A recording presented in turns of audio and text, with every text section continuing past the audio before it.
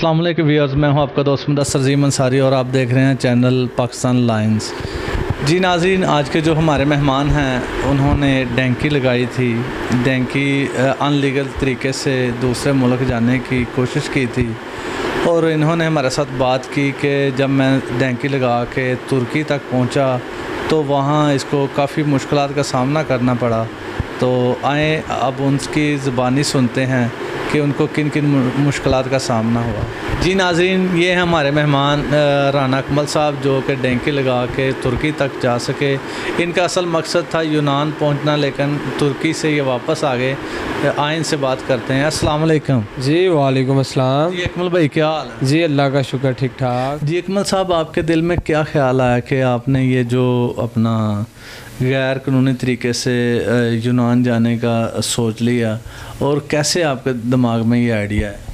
जी sir, दरअसल आपको पता है जो मौजूदा हालात है हमारे मुल्क के, ठीक है, कुछ इस वजह से और कुछ दो चार दोस्त थे, उन्होंने मिल के प्लान बनाया कि चलो यार यहाँ तो हालात पता नहीं कब दुरुस्त होने हैं या होने भी है कि नहीं, तो चलो यार रिस्क लेते हैं।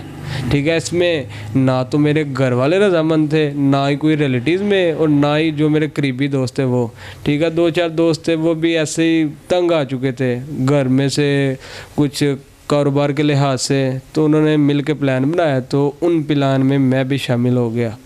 तो फिर हमारा प्लान बनाया, चलो यार हम चलते हैं, रिस्क लेते हैं। बड़ी मुश्किल से पता था उधर रिस्क ही है, ये तो सबको पता है कि रिस्क ही है, लेकिन हम इस उम्मीद पे जा रहे थे कि शायद हमारे हालात बेहतर हो जाए, कि शायद कोई अल्लाह पाक हमारी मदद करे, हम अपने जो हमने सोचा हुआ है कि अपने मिशन में कामयाब हो जाएं। अच्छा, तो आप इधर से बाई एयर गए थे या अपना शिप के ज़रिए गए? नहीं, इधर से बाई एयर नहीं, डंकी का मतलब डंकी है। इधर मैं लाहौर से गया हूँ, डेवो पे बैठा हूँ, सीधा कोयटा से हमारी डंकी शुरू हो चुकी है। यहाँ तक कि मैं आपको बता नहीं सकता कि कोयटा से हम जब रवाना हुए ना, तो कोई पता नहीं, दूर दूर तक कोई चीज़ नज़र नहीं आनी, ना कुछ खाए का पता, ना कुछ पीने का पता है। वहाँ से डंकी शुरू हो जानी है। वहाँ से आपको बॉर्डर इजी से क्रॉस कर लिया? बॉर्डर इजी है, लेकिन बॉर्डर के दौरान जो मुश्किलात है उनका सामना करना पड़ता है। वो कैसी मुश्किल? वो मुश्किलात इस तरफ से कि इधर भी आर्मी, उस तरफ भी आर्मी। ये वाले सोच रहे होंगे पता नहीं है जो वो क्या कहते हैं कि लूट मार वाले वो हैं, और वो सोच रहे होंगे ये इस मुल्क के हैं। ठीक है, बॉर्डर इजीली क्रॉस हो जाता है, लेकिन उसमें जो मुश्किलात आती है उसका ही सामना करना बहुत मुश्किल है। और दूसरा, ना कुछ खाने का पता, यहाँ तक कि ये जो अक्सर आपको पता होता है बारिश वगैरह होती है, छोटे छोटे ना ये पानी जमा हो जाता है, वो भी पानी पीना पड़ता है, और हम इधर इतने नखरे करते हैं। जो इधर के लोग होते हैं लेके जाते हैं, वो आपको पानी और खुराक वगैरह मुहैया नहीं करते? नहीं, वो क्या कहते हैं कि दिखाते तो सब्ज़ बाग है, लेकिन जो जाता है पता उससे ही चलता है। ना कुछ खाए, दो तीन दिन तक हमने कुछ खाया पिया नहीं था। आपने पाकिस्तान का बॉर्डर कितने दिनों में क्रॉस कर? तकरीबन 16-17 दिन लग चुके थे। इधर पाकिस्तान के बॉर्डर? नहीं, ईरान, जब हम ईरान क्रॉस कर लिया था, तुर्की की हदूद में चले गए थे 16-17 दिन। पाकिस्तान का बॉर्डर आपने कितने दिन? पाकिस्तान का तीसरे दिन हम ईरान में थे। जी अकमल साहब, आप ईरान इसी माहौल से पहुंच गए थे? जी किसी हद तक ना ईरान हम पहुंच गए, लेकिन ईरान के एंटर होने के बाद हमें पता चला है कि इसे डंकी कहते हैं। जब इतने इतने ऊंचे पहाड़, दूर दूर तक कोई चीज़ नहीं नज़र आनी, ना कुछ खाने का पता, ना पीने का, कहाँ से आना है या किस साइड पे हमने जाना है। सिर्फ जहाँ गाइड करने वाला भी है? जी था एक साथ, उसे वो क्या कहते हैं कि डैंकर, वो जो हमें लेके जाता है, जिससे रास्ते का पता होता है। वो दो थे, एक आगे एक पीछे था, और सेंटर में हम तकरीबन 30-25 लड़के थे। ठीक है, उसने उसके पीछे पीछे हमने जाना, उसने जहाँ लेके जाना। वो आपको किस चीज़ में लेके गए? वो पैदल ही ले गए थे। टोटल सफ़र ही उन्होंने पैदल कराया, ईरान से आगे ना टोटल सफ़र ही पैदल करवाया। अच्छा, कोई ट्रक वगैरह कोई चीज़ नहीं? आगे जाके ना जब थोड़ा सा शहर की तरफ हमें लेके जाते ना, जब गाड़ियों में लेके जाते थे, गाड़ियों में मैं बता नहीं सकता कि डिक्की में, गाड़ी की जो पीछे वाली डिक्की होती है उसमें 5 कार, छोटी कार, 5 लड़के डिक्की में, और टोटल 13 से 14 लड़के बैठते थे एक कार में, ड्राइवर निकाल के। और आप खुद अंदाज़ा लगा लें क्या आलम होगा एक कार में 14 आदमी बैठ रहा। जी अकमल साहब, आपने ईरान का बॉर्डर इजी क्रॉस कर लिया था? जी ईरान का बॉर्डर तो मुश्किल थी, लेकिन वो क्या कहते हैं ईरान का बॉर्डर था और ईरानी हमारे साथ थे। ईरानी एजेंट होते हैं मेन, पाकिस्तानी का तो उनसे वैसे रब्ता होता है, कॉन्टैक्ट होता है, तो वो तो उनकी वो क्या कहते हैं कि रिश्वत वगैरह ले के वो तो हमने क्रॉस कर लिया। लेकिन जब हम पहुँचे तुर्की के बॉर्डर पे, जिसे कहा जाता है रोमियो बॉर्डर, वहाँ हम पहुँचे 30-35 लड़के थे। जब मैंने पहली ट्राई की बॉर्डर पे, तकरीबन एक दिन हम पूरा बॉर्डर से थोड़ा सा पीछे बैठे रहे, ठीक है। फैमिली भी थी हमारे साथ, अफ़गानी फैमिली थी। हम गए ऐसे बॉर्डर की तरफ, छोटा तकरीबन 8 फैमिली भी साथ, मैं बता रहा हूँ कि 8 से 9 मंथ का बच्चा था छोटा, वो भी साथ था। जब हम बॉर्डर पे बिल्कुल बॉर्डर के नज़दीक आ गए, बच्चे थे, आपको पता अंधेरा, बच्चा रोने लग गया। मैंने अपनी आंखों से देखा है कि आर्मी के बंदे ने ऐसे उसका गला दबा दिया बच्चे का, ठीक है, ऐसे उठा छीना उसकी मामा से फेंक दिया, ना कोई पूछने वाला है, और ऊपर से ऐसे टांगे मारते थे, खामोश होके आगे चलो। अच्छा, खाने का क्या प्रोसेस होता है बॉर्डर? मैं कहता हूँ कि खाने तो दूर की बात के पानी भी मिल जाए ना तो वो ही बड़ी बात होती है, ठीक है। जब हमने पहले ट्राई की, बॉर्डर पे पहुँचे, हमें चारों तरफ से तुर्की आर्मी ने घेर लिया, ठीक है। उन्होंने पहले तो हमारी सारी तलाशी वगैरह ली, सिगरेट, ये लेटर, नस्वार वगैरह भी अक्सर पठानों के पास होती है, ये हमसे ले के छीन ली, हमें मारा गया और फिर वापसी भेजा है, ठीक है। हम जब वापसी आए हैं और कुछ एजेंट से रब्ता करके सेम में चले गए हैं और कुछ को वहाँ फिर चोरों ने पकड़ लिया। चोरों से मुराद वहाँ के होते हैं शुरते, जिन्हें खुर्दे भी बोला जाता है, वो पकड़ के अपने घर ले गए हैं। अपने घर लेने के बाद उन्होंने पीछे रब्ता करवाया है, ब्लैकमेल करके लड़कों को, बच्चे भी थे, उन्हें ब्लैकमेल करके मारा है, यहाँ तक कि स्त्री गर्म करके लगा के वीडियो बना के उनके पीछे घर सेंड किया है कि पैसे भेजो फिर हमने छोड़ना है। वो पैसे भेजते थे, फिर छोड़ के फिर ईरानी एजेंट है ना, वो अपने पास लेके आता था। यहाँ के हमने 3 ट्राइयाँ की है, 2 बार ऐसे ही हुआ है, मार खा के फिर वापस आ गया, और तीसरी ट्राई में ना हम आधे लड़के जो पहुंच चुके थे तुर्की से में ना, हम आ गए थे। जी अकमल भाई, फिर आप रोमियो बॉर्डर क्रॉस करके तुर्की पहुंच गए? जी, मैं तुर्की हदूद में आ गया, मतलब कि तुर्की की सेह में आ गया, जहां हमने पेमेंट देनी थी। अच्छा, ठीक है। रात को तकरीबन शहरी टाइम में वहाँ पहुँचे 4-5 बजे। वो जब आप पकड़े गए थे उस चीज़ की पेमेंट? नहीं, वो तो हमने पीछे दे दी थी ना। अच्छा। वो तो शुरतों को हमने घर से पैसे मंगवा के दे दिए थे, फिर उन्होंने छोड़ा, फिर हमने अपने आगे फिर पेमेंट दी। आगे जाके वो तो देनी थी, ये तो उन्होंने हमें पकड़ लिया चोरों ने। अच्छा। कि पीछे से पैसे मंगवाओ, $200 $300 वो पाकिस्तानी जितने बनते हैं वो हमने रब्ता करके दे दिए थे, फिर ही उन्होंने छोड़ा था। अच्छा। फिर हमने अपने ईरानी एजेंट से रब्ता करके उसकी सेम में गए, फिर उसने हमारी डैंकी लगवाई, फिर बॉर्डर पे हमें भेजा गया तीसरी ट्राई में, मतलब कि हम तीसरी ट्राई में आप तुर्की पहुंच गए? तुर्की के अंदर इन हो गए हम। फिर तुर्की में इजी माहौल? तुर्की में जो मेरे साथ बीता है, तुर्की के अंदर हम इन हुए हैं, बॉर्डर क्रॉस किया, तकरीबन 8 से 10 मिनट हम पैदल चले हैं, आगे से 4 गाड़ियाँ आई हैं। 4 गाड़ियाँ आई हैं, जैसे हमारे ट्योडे टाइप नहीं होते ऐसे, उसके अंदर कोई सीट नहीं। एक गाड़ी में 65 से लेके 70 आदमी ऐसे खड़े होके, मतलब कि सांस तक नहीं आती, ठीक है। एक गाड़ी में इतने, ऐसे आलम में कुछ लोग डेथ हो जाती है। ऐसे एक मैं बता रहा हूँ ना, पीछे एक लड़के की टांग टूटी है, ऐसे उन्होंने गाड़ी से निकाल के बाहर फेंक दिया है। कोई वहाँ एहसास करने वाला नहीं है, ठीक है। सबको अपनी अपनी पड़ी होती है। बाटों पे जो ऐसे जख्मी हो जाता है उसको तो फेंक देते हैं। अच्छा। ठीक है। वो जैसे मैंने आपको पहले बताया ना कि ईरान में वो डाला टाइप चलते हैं कि इतनी स्पीड से कोई गिर भी गया तो गिर गया, उन्होंने सिर्फ लेके जाना है, ठीक है। वो ही सीन है।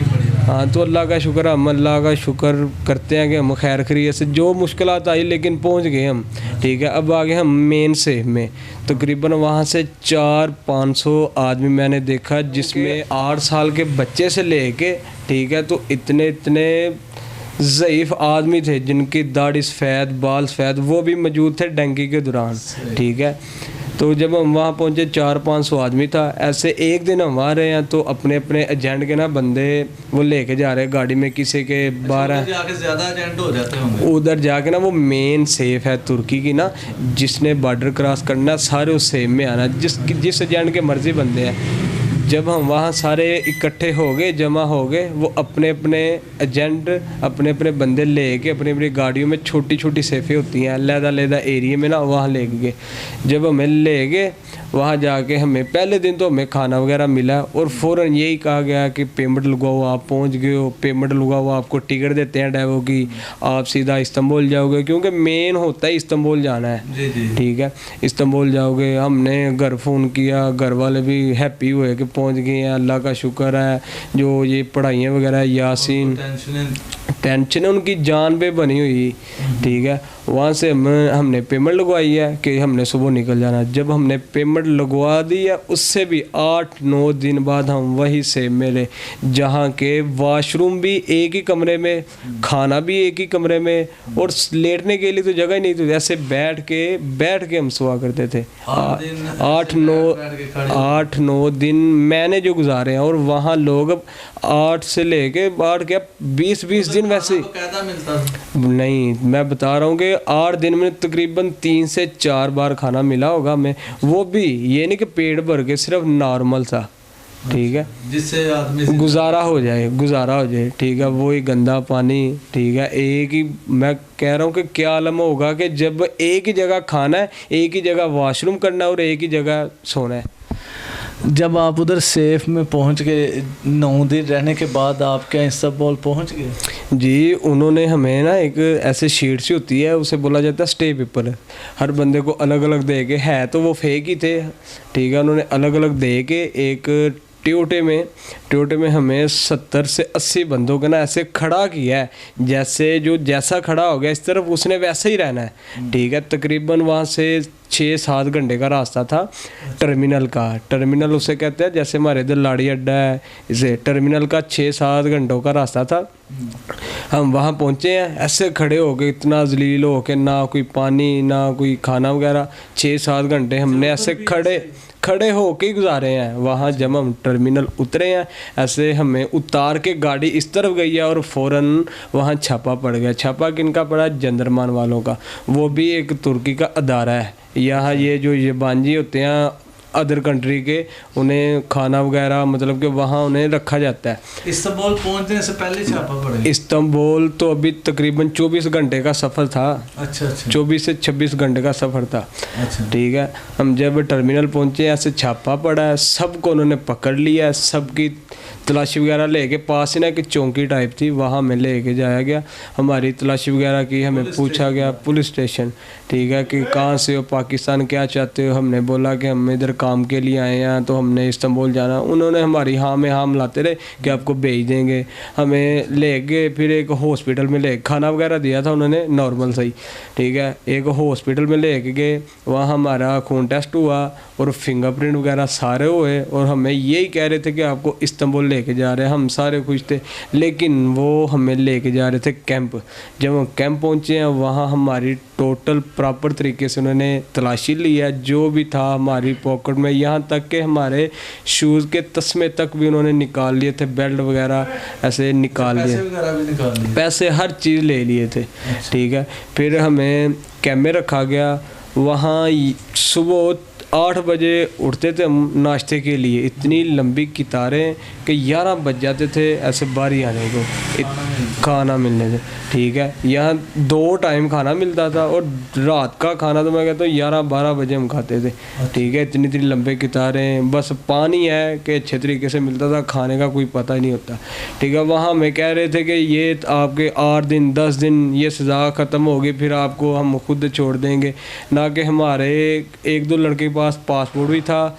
तकरीबन मुझे 13 से 14 दिन बाद ना उन्होंने किया डिपोर्ट ही है। पहले तसल्ली देते रहे कि आपको छोड़ देंगे। जब डिपोर्ट किया है, मैं इधर आके लाहौर उतरा हूँ, वहाँ से फिर मुझे इमिग्रेशन वालों ने पकड़ लिया है। ठीक है, उन्हें भी मैंने 20,000 रुपया दिया है। फिर उन्होंने मेरे एजेंट का नाम पता वल्दियत सारा उन्होंने मुझसे पूछा और मैंने बताया। ठीक है, मतलब कहने का है कि पैसे उधर शुरतों के पास मैं पकड़ा गया हूँ, उधर भी पैसे दिए हैं, दूसरा एजेंट को भी पैसे दिए हैं, तीसरा इधर फिर वापस ही आ गया हूँ। 1.5 माह जलील हो के मार वगैरह खा के फिर मैं वापस ही गया हूँ।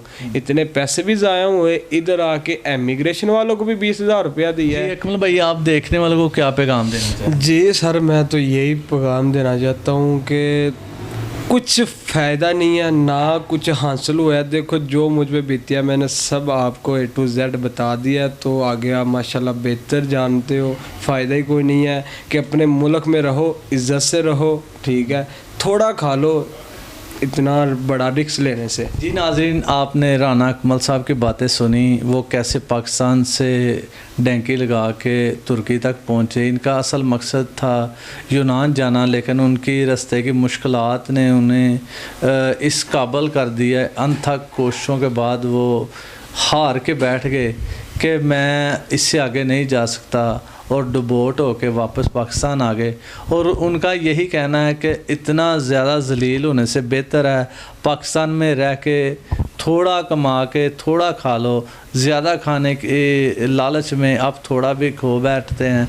तो आप इस बात का अंदाज़ा करें कि अगर ये लोग इस तरह परेशान हो के वापस आके आपको ये अपनी बात बता रहे हैं, तो बजाय कि आप भी सबक सीख के फिर आके लोगों को बताएं, इससे बेहतर है कि आप जाने से पहले एक बार ज़रूर सोचिएगा कि क्या हमें ये काम करना चाहिए, ये देख के फिर सीखना चाहिए या ऐसे ही सीख लेना चाहिए। जी नाज़रीन, इसके साथ ही कैमरा मैन अली अहमद के साथ मुदस्सर जी अंसारी को दें इजाज़त। पाकिस्तान जिंदाबाद।